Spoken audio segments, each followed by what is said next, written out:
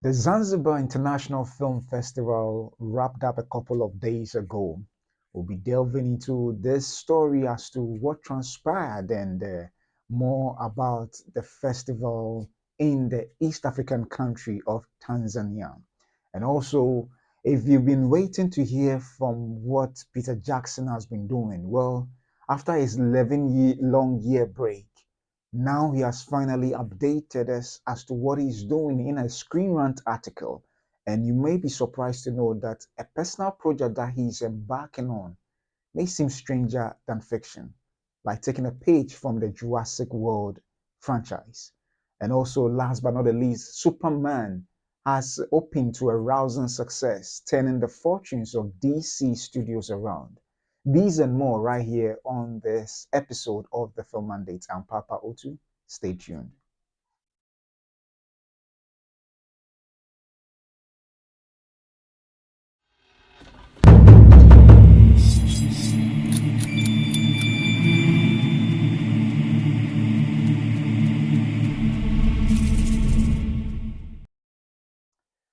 Welcome back once again to another exciting episode of the Film Mandate, where I bring to you movie reviews, news, and reactions both from the African front and the international scene. I'd like to take this opportunity to thank you for joining me for this particular episode. So, the Zanzibar, the one of the beautiful, cities in the country of Tanzania, held its International Film Festival. That is the Zanzibar International Film Festival. Being a very beautiful country known for its white sand beaches and spices and beautiful cultural heritage, they indeed wrapped up this International Film Festival a couple of days ago.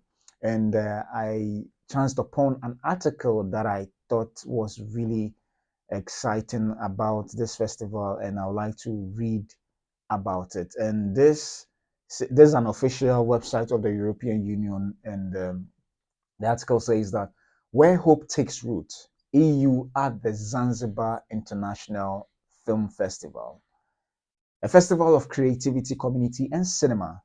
ZIF is arguably East Africa's most prestigious cultural gathering, and the European Union has been a proud supporter for the past 5 years.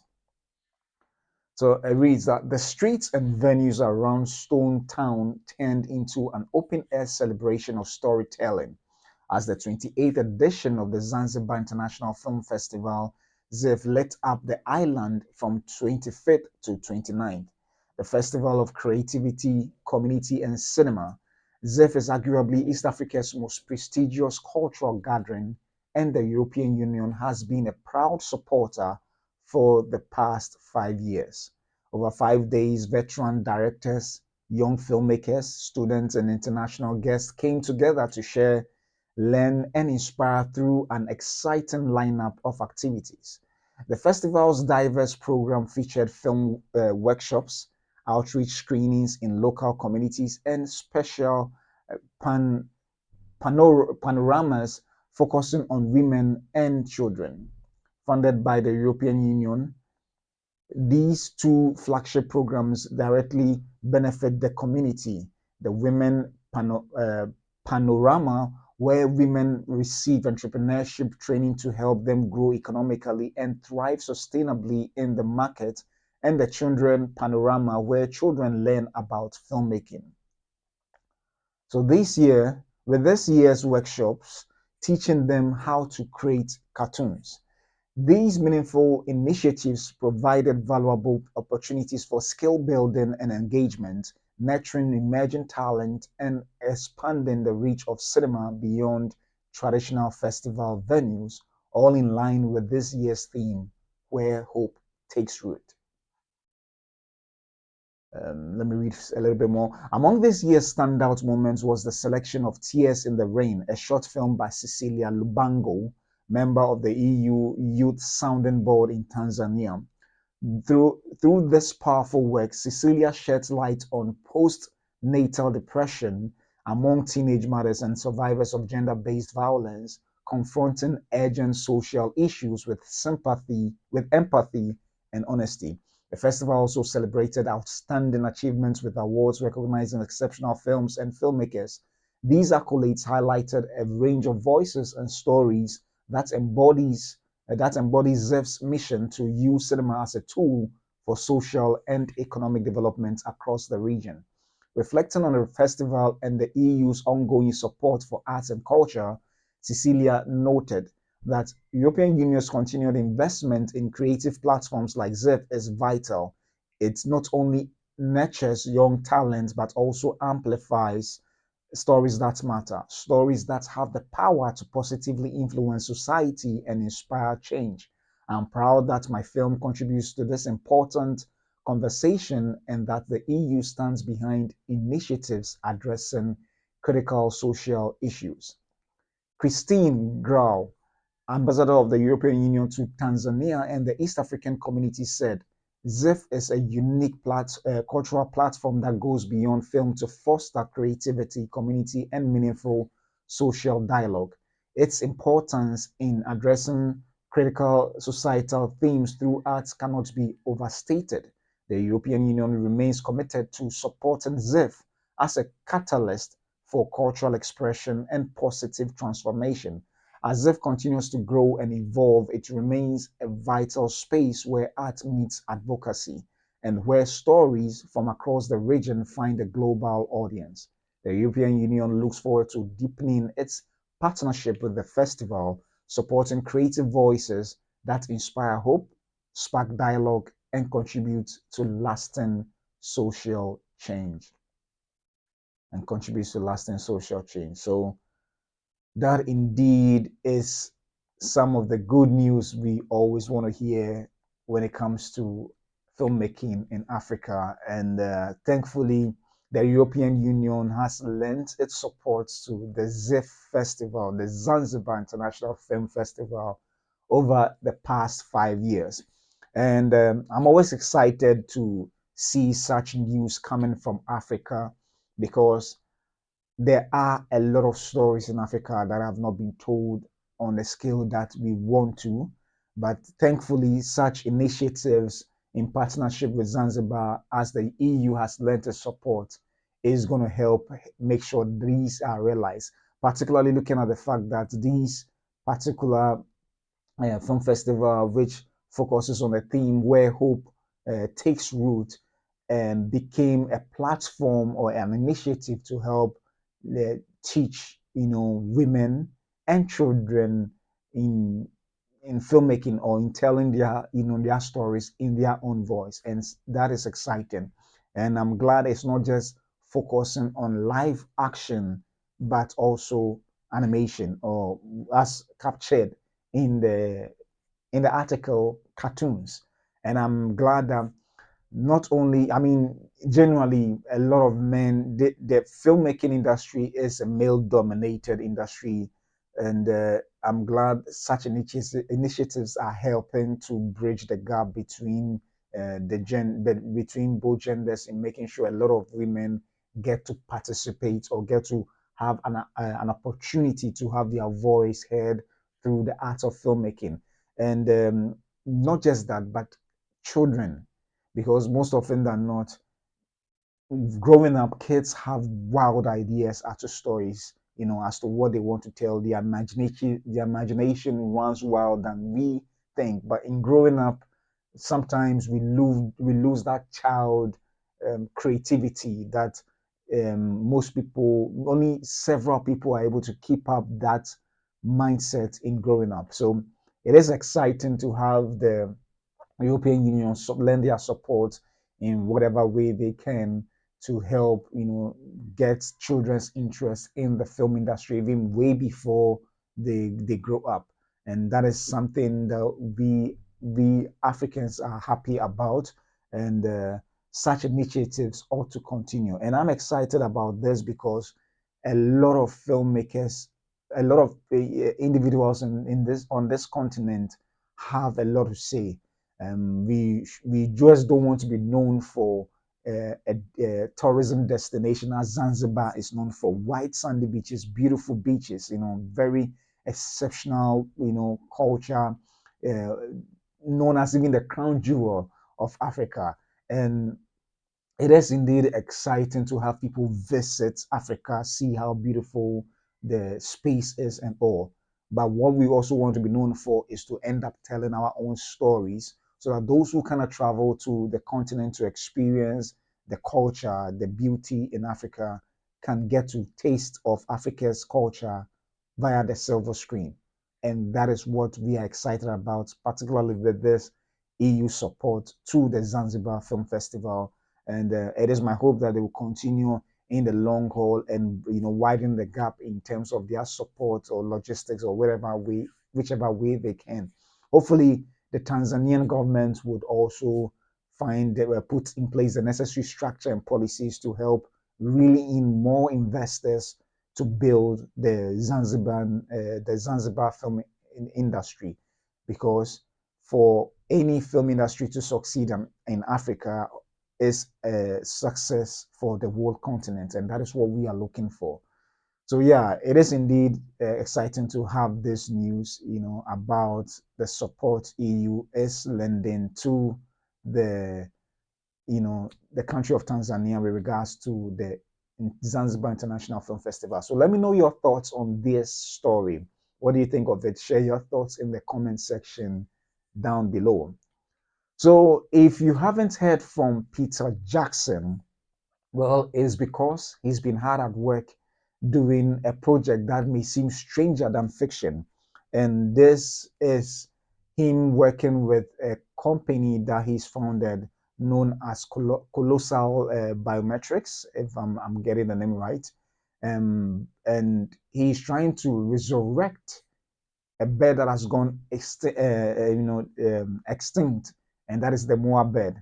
But not just that, in as much as he's been away from film directing from his last outing in terms of the Hobbit franchise in 2014, he's also been doing some documentaries. So let's take a look at an interview that he granted Screen Rant, and brought about, revealed what he's been doing so far.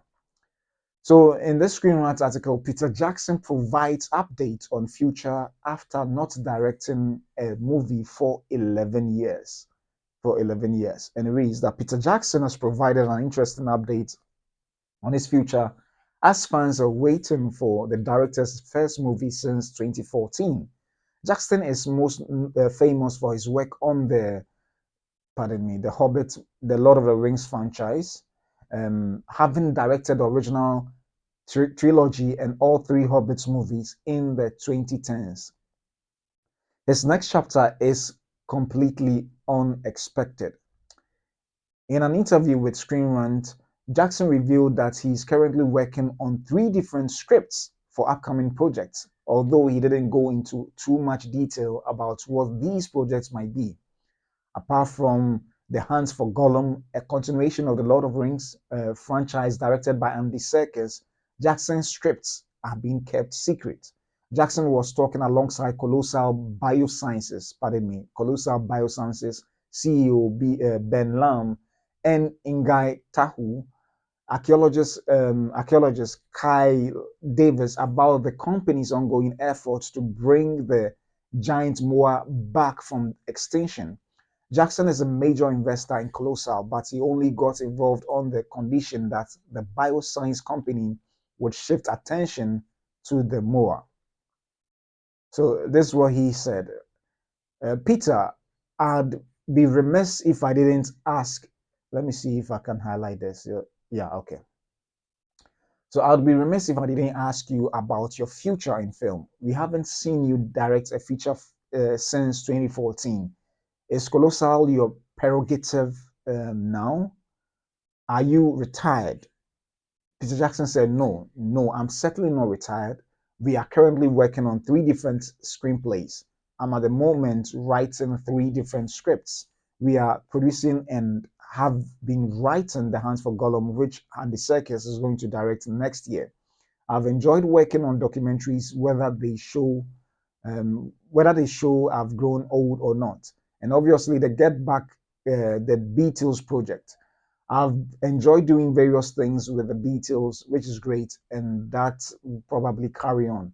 But to me, directing, sorry, but to me, the de-extincting the Moa would be just as exciting, if not more exciting, than any film I could possibly make.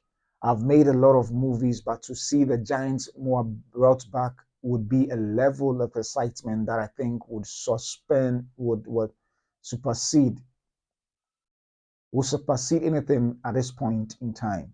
Yeah, so that is Peter Jackson telling us about what he's been up to for this long period that he's been away from directing, but not from filmmaking in general, because he's done two documentaries since the 2014 release of the Hobbit. And as he said, he's been delving, into documentaries. However, he's still been writing scripts. And as it stands now, we don't know much about the script he's writing, the three scripts he's writing, and possibly may not even direct, because it seems that the Moa project is something that he's more focused on than ever.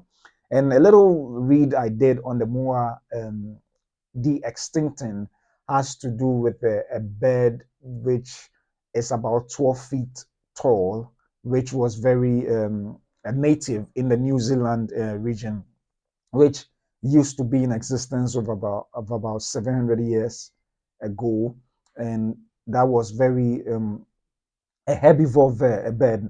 But it is quite exciting how passionate he is about this. So it wasn't until recently where a particular wolf was also brought back from extinction.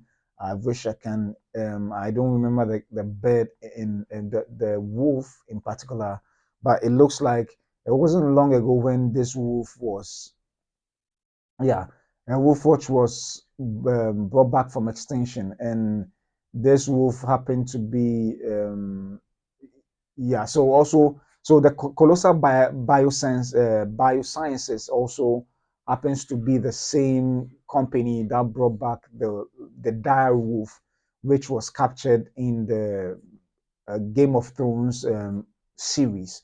So, having achieved this, their next focus is now on the Moabed, which used to be native to the New Zealand country and now has gone extinct. So, with this particular success that they've been able to achieve with the dire wolf, now they've turned their attention with the help and investment of Peter Jackson to bring back the Moa bird.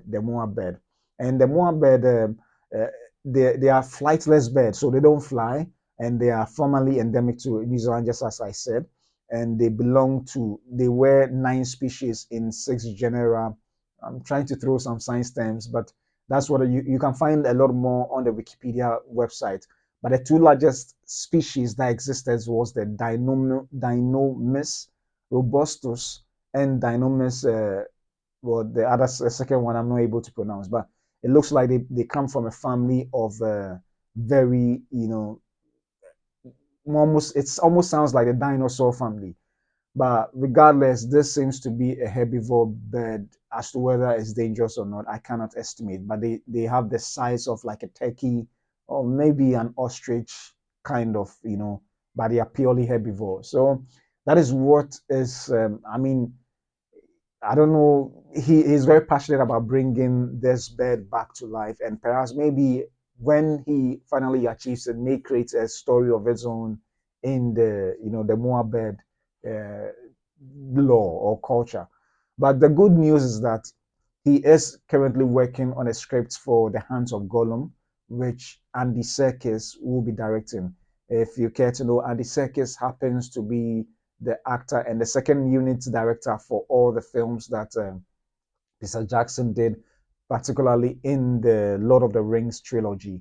And he also acted or did a motion capture for Gollum. So it is of, I mean, definitely it's of no surprise to have Andy Serkis wanting to direct Gollum, and perhaps he may reprise his role as the motion capture artist or and actor for the Gollum character itself. So it is indeed exciting to have heard good news about what Peter Jackson is doing at the moment. We just hope that he would achieve his goal for the more de-extincting soon, so that he can get back into the director's chair and produce some award-winning films, just as he's been doing all the time with the Lord of the Rings franchise, from Lord of the Rings to Hobbit. And we are yet to know. Maybe he may be. It's very likely that he may be doing another, another spin-off into the franchise of the Lord of the Rings. Maybe elves or giants or something that we may not know of. But hopefully, we hope to get some good news about his film development soon, for us to know what he has for us in the offing. So yeah, let me know what you think about what Peter Jackson has been doing with the colossal biosciences and his personal projects of de-extincting the Moa bird, and also what he has been doing, what you possibly think could be some of the possible stories he's writing at the moment. Let me know your thoughts in the comment section down below. Now, if you have been observing movie news all over the weekend, Superman finally got into the theaters this particular weekend after some advanced screenings that began from 8th July to throughout to 10th, and then releasing officially worldwide on July 11th. And an article in the Hollywood Reporter points out the fact that the release has been a very successful release for Warner Brothers and DC Studios. And this is what it has to say. The box office, Superman saves the day for DC Studios with $122 million domestic opening and $217 million globally. And this is what the article says, that James Gunn's tentpole appears to be succeeding in rebooting the Warner Brothers owned DC and its most prized superhero franchise. Elsewhere, Jurassic World Rebirth bites off a huge $500 million globally. So this is written by Pamela McClintock. I hope I got the name right. It says that James Gunn's Superman, one of the summer's most anticipated tentpoles in the US, flew to a solid box office debut of $122 million domestically from 4,135 theaters and $95 million from 79 markets overseas, for an estimated global launch of $217 million. Its somewhat tepid start internationally isn't a surprise, considering the original creations of the comic book hero cast him as an uber American patriot and savior, a patina that has never entirely worn off. Don't forget that Zack Snyder's 2013 film was titled Man of Steel, not Superman. Indeed, on the newest film's opening day, President Donald Trump posted a meme of himself on social media clad in tights and cape. The movie is a seminal moment in rebooting both DC Studios, which has struggled badly in recent years, and one of Hollywood's most iconic comic book film franchises. Gunn is in a unique position, being both the film's writer, director, and the co-head of the Warner Brothers' own DC, which he was tasked to run alongside Peter Safran by Warner Brothers. Discovery CEO David Zaslav, Superman, Superman costing $225 million to produce before marketing is their inaugural release. What we always hoped to achieve with Superman was winning back the trust of our DC fans, and indeed, they have enthusiastically embraced our first entry in an exciting new theatrical universe, said Warner Brothers Global Distribution President Jeff Goldstein. Added Zaslav separately, Superman is just the first step. Over the next year alone, DC Studios will introduce the films Supergirl and Clayface in theaters and the series Lanterns on HBO Max, all part of a bold 10-year plan. The DC vision is clear, the momentum is real, and I couldn't be more excited for what's ahead. So that is David Zaslav's comment, and that of Jeff Goldstein's comment as well on the existing DCU win that happened over the weekend. And Indeed, if you check the Rotten Tomato website, it is exciting to know that the critics, rating is at 86%, and that of the what's it called the general audiences is around 92%.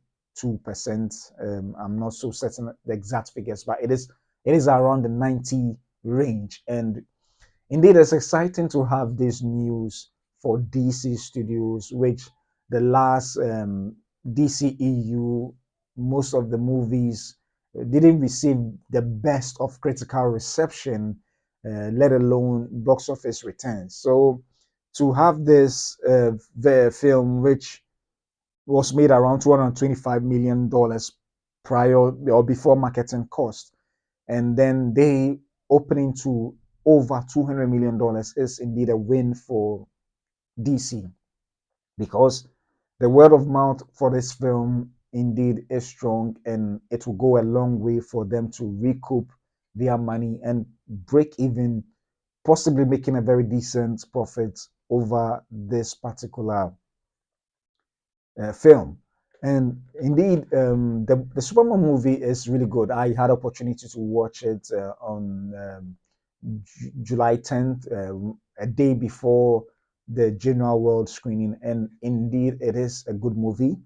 If you get opportunity to go and watch it for yourself, to judge for yourself, because movie watching or is subjective. So what may work for one another may not work for someone else. So, but in all, it looks like the general audiences loved it that much, and for it to come to this, rake in this much money, speak to the testament of the vision and direction of David Zaslav through, or rather James Gunn, as David Zaslav appointed him as co-head to Peter Safran. So with James Gunn focusing on the creative side and Peter Safran's focusing on the business side, it looks like their combo or their team up is the best for DC at the moment. And it is indeed good that James Gunn, a director himself and a writer and producer, took the big leap of faith to produce the very first in the offering of live action series or movies for the DCU, to set the template and the tone for the comic book film studio. So indeed, with the tone set, we now know or have an understanding as to the direction in which the entire DCU would be heading towards. And it is indeed a very uh, glowing future for DCU, looking at the fact that the Superman movie is indeed like taken from the pages of the comic book. Very interesting, very a very burgeoning, you know, how do I describe it? A burgeoning or a blowing events of stories that you can you can lift off from the comic book pages, and it's exciting, particularly from the Silver Age era of Superman, and that is what it was transpiring. A world that was already established in its totality. When you watch the film, it's not an origin story. It just delves straight into the heart of an existing world um, that doesn't need to explain itself, as most films of Superman has already done. So it is indeed exciting for them to have received this success, and looking at what they have been able to achieve so far with regards to the box office receipt, it definitely looks like it's going to make its money back. And then not just that, but what Warner Brothers is most excited about, as said by David Zaslav, is to win the trust of the audiences, and it looks like that has been done. Looking at the box office rating, at looking at the critical rating, which is really really high, compared to the last outings of films from the DCEU, which I'm referring to, like from the DCEU. If you've watched any of those films, you know what I'm talking about. So it looks like they are off to a good start, and that is what we are looking for. We hope that they succeed or they become as successful as in the earlier days of Marvel, And then let's have both Marvel and DC doing so well, and other comic book franchises or other film studios doing so well, because that is what we want. That is what we desire for all the big movie studios and the independent small ones as well. That is what we want. So I'm excited, particularly looking at what James Gunn has done, and he's heavily involved in the other franchises as well. So just as I've said, James Gunn has never failed when it comes to him delivering, when it comes to his directorial efforts and producing films and writing. And he's done so well with regards to every film he's ever done, whether for Marvel, whether even independent ones that he helped produce. Even for Brightburn, uh, a, a horrific or a horror take on Superman, assuming he came out evil. So every film of his have been successful. And looking at what may happen in next year's lineup for DC, which happens to be Clayface and Supergirl and the series Lanterns, I'm sure it will be nothing short of very exciting storytelling and audience engaging as Superman has done.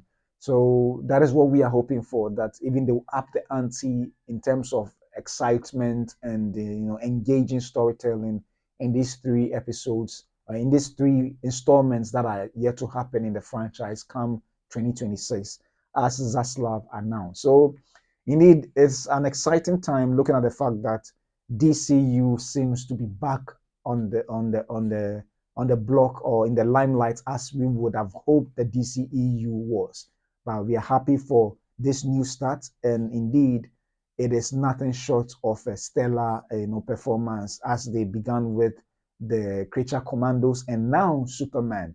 So we are hoping they continue in this trajectory and be successful with all the other films. And just as James Gunn has said, they are not moving forward with any production until the scripts are good and ready. And it looks like that is what he's indeed following through with all the other, that is what he's followed through with his script. And now he's done with the Supergirl, Clayface, and Lanterns. So yeah, we are hoping for the best throughout this particular franchise building, world building that they are doing. And we are wishing the very best for all of them. So kudos to James Gunn, Peter Safran, David Zaslav, Jeff Goldstein, and the DC universe together with Warner Brothers. We hope the very best for them, and congratulations to them for achieving this success. So let me know your thoughts on this particular success or win for DC Studios. Do you think it's a really good win for DC Studios? Let me know your thoughts on this, whether it's a different opinion or not. Share it in the comment section down below. So today being a Monday, having returned from the weekend, as we were talking about the box office return for Superman, let's delve into the box office success over the weekend in particular. So on the Box Office Mojo website, we are on this weekend from July 11th to 13th, we have Superman topping the charts, the domestic charts of the North American box office with $122 million. And number two, dropping from number one, is Jurassic World Rebirth, which added $40 million to now a total box office receipts of $232,113,710. And number three from number two is F1, the movie, and it's made $30 million now at a total of 136,194,846 and that is also another Warner Brothers success story with in collaboration with Apple. So they are distributing this movie for Apple. And number four, dropping from number three, is How to Train Your Dragon, which made $7.8 million, now a total of $239,808,200. And number five from number four is Elio, which made 3.9 million, now a total domestic cum of 63 $2,666,191. And number six from number five is 28 years later, which made $2,725,000. Now a total of $65,736,763. And number seven, and remaining at number seven from last week, is Lilo and Stitch, which made 2.7 million, now a domestic total of 414,564,677 dollars. And number eight, we have Mission Impossible with $1,420,000, and now a total domestic of 193,977,375 dollars. And number nine from, so that also remained at number eight from last week. And at number nine from six, dropping from number six, is Megan 2.0, which has made $1,350,000, and now a total domestic of $22,373,205.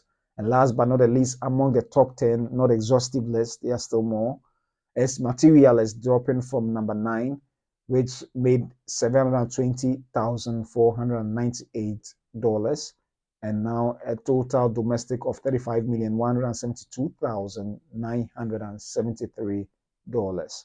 So this wraps up the total list for the North American box office. So let's check out what the the international box office has for us. So yeah, so in the year 2025, these are the top 10 films that are on the box office worldwide chart.